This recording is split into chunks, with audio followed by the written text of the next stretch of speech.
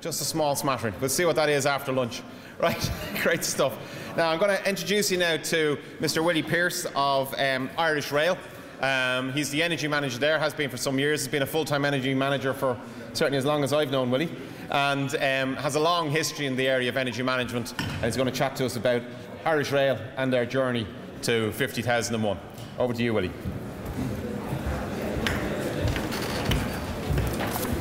Is there a pointer in that? There is, yeah. Just there. That's the bottom. Yeah, okay. So that'll be down there. There you go. Okay. Good morning, ladies and gentlemen. My name is Willie Pierce, and I trust you've all had a big dose of caffeine and that you're not going to fall asleep while I'm up here. The presentation I'm about to give is a bit different maybe than what you've heard before. I'll be coming at it from a different direction. I wasn't going to talk about myself, but Dermot Walsh mentioned when he qualified as an engineer, and I very quickly realised I graduated from UCD 29 years before him, so I'm either very experienced or just getting old, I'm not sure which.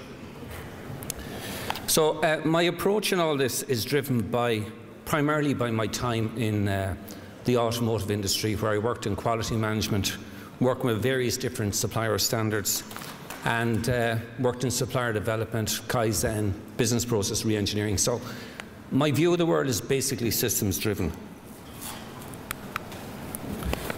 So the first, just to give you an overview, you really have to understand where we're coming from as a company to understand where we are and where we're going. So I'm just going to go through how much energy we use, how did we achieve the very significant reductions we had to date, and then get on to, well, why are we doing ISO 50001? And I always see these management systems as a tool for profit. So I'll explain that. Now this slide I have to spend some time on. I do apologise, but it's the only slide I'll be spending a bit of time on just to explain it. So if you look up there, you'll see all our different energy usages. Diesel oil for traction. Basically, if you divide those numbers, that's 67 million litres of diesel a year we were using in 2006. That's now down to 41.5. The next one is electricity for the Dart, which was 35 gigawatt hours, and it's now down to 19. Road fuel hasn't really gone anywhere. We're only starting to get to grips with road fuel. Electricity other. You just need to look at this line here, which is the number of electricity accounts we have. We've gone from 390 to 597, so to hold the electricity usage anywhere near where we started is actually quite an achievement. And gas for heating went from 18.5 gigawatt hours down to 8.4. So overall, we've got about a 36% reduction in energy, which is very significant. Now, the next couple of lines are very important in terms of where I'm going next. If you look at the train kilometres, it hasn't really changed. We do the same number of scheduled services, covering the same distance, but we're using 36% less fuel, or 35 on that one. The passenger numbers have fallen. Basically, it happened in 2008 at the start of the recession, and they haven't recovered yet. So the savings based on passenger numbers is 26%. But as our passenger numbers are recovered, that'll come back as well. So where have we been while I've been in this job? The answer is we've been struggling to survive. Part of what we do is we run a social service. We stop trains where it's not commercially viable because that's what we are obliged to do. We're a statutory body obliged to run a service. We provide transport for old age pensioners, for social welfare, for whatever. And we get a government subvention, but that subvention following 2008 was cut by about 80 million, I think, 75 million. And our fare box, because of the fall in numbers, fell by 25 million.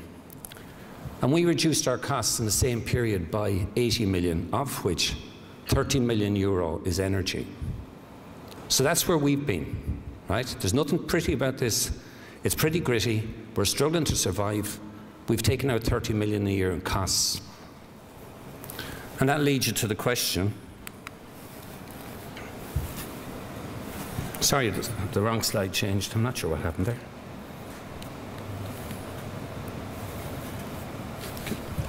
There's two different things up there. The other one changed instead of this one. That's what's on screen at the minute. Yeah, I'm trying to change that one. That one changed when I pressed the button. You want to be there or not? I'll do it on this one. I'll put down the electronics and just push the button. It's easier. So our energy cost is our largest purchase input. The only thing bigger is salary costs, as you can imagine. And our revenue stream is under strain, and we have to reduce consumption. So that's just putting numbers around it in terms of 25.5 million litres of diesel, 16 million units of electricity. They're all big numbers. So why go to ISO 50001? Well, the first thing is there is a timing issue. It wasn't the right place, the right thing to do for the last several years, but this year the timing is right. Passenger numbers are on the rise. We've got through extra cost reduction measures, and we can start looking at doing things like this. But the reason we're doing it is to formalise good practice. One of the benefits of having a system, we have multiple locations, but if we take the big energy users, we've got about 10. And if one of them discovers a better way of doing something, we need to spread that across. That's one of the main reasons why you would have a business management system. You standardize the practice across everything. You formalize it first, you write it down. It becomes your procedure. Your procedure has to reflect what you do. And that leads you into continuous improvement. Now, that's where we'll be going. We still have a few major projects out there in the 10 to 30 gigawatt hour range. But from here on out, it's going to be incremental improvement. It gets more difficult the further on you go.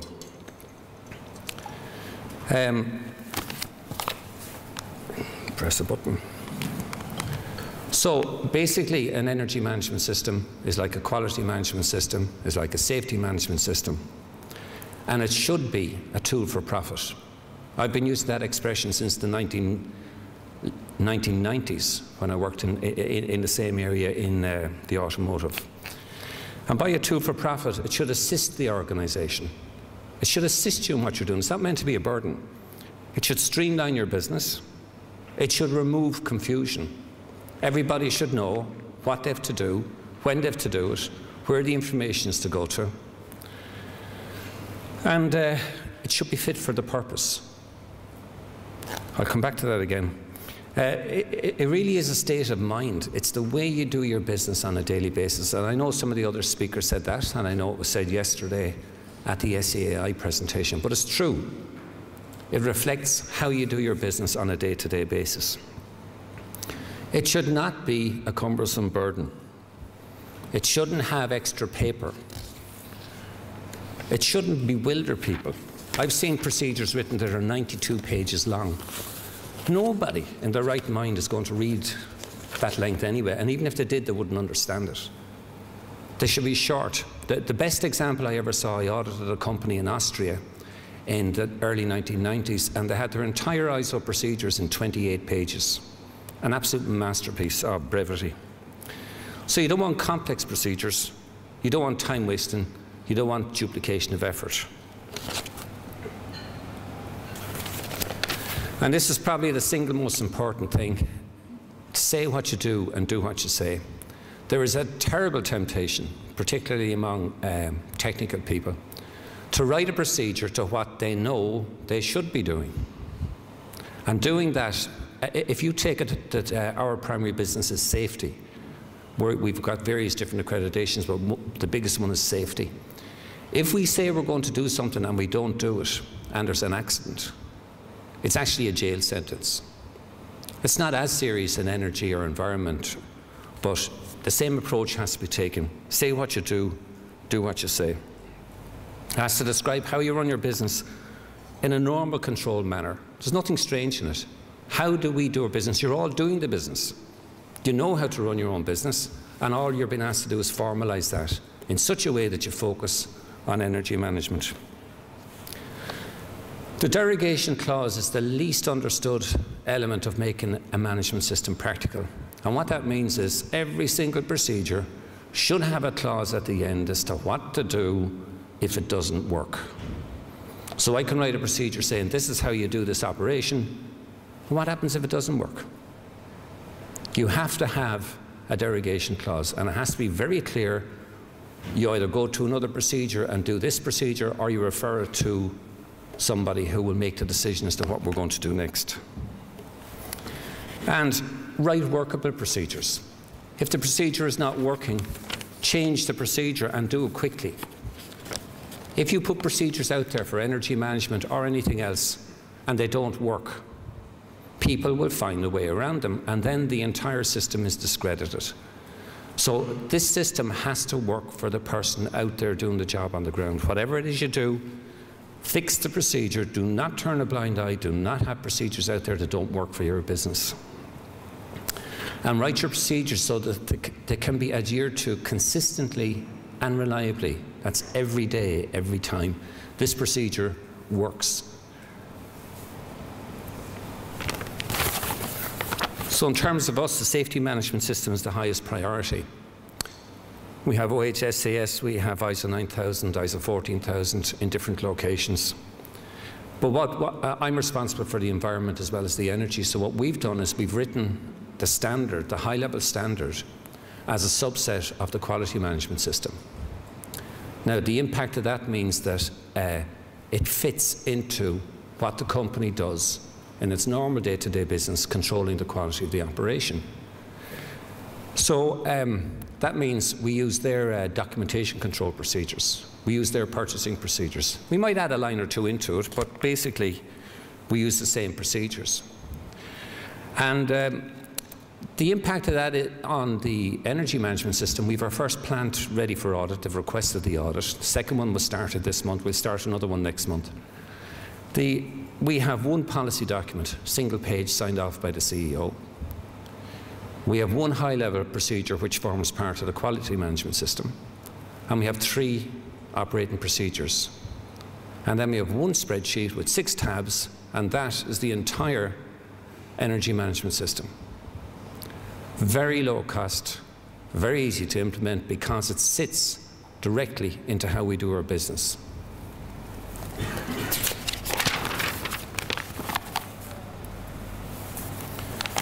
So in terms of making a system work for you, you have to focus on the important areas. In our context, the rolling stock, the trains are what it's all about.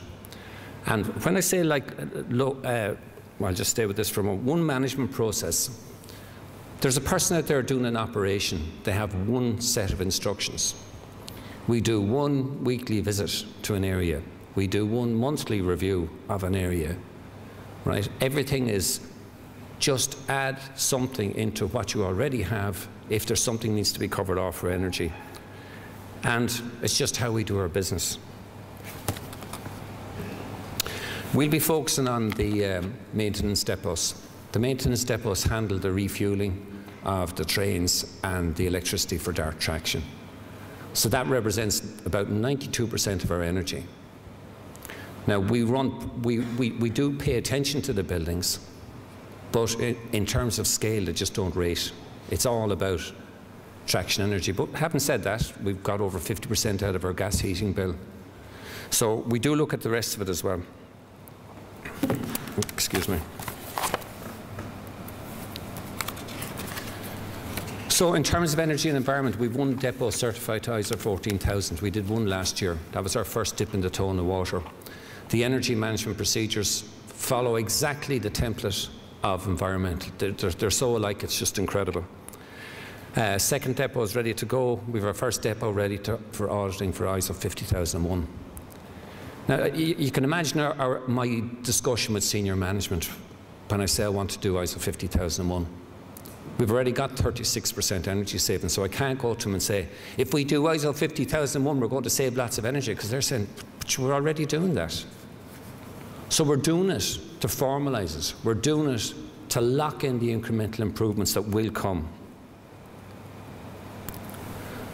So what do we get? We get reduced defects, reduced consumption of resource, maintained standard, and confidence in the process. It's all about confidence in the process. Your processes need to be what's known in the quality management trade as inherently capable of delivering to the right standard every day. So thank you very much. I hope you weren't bored.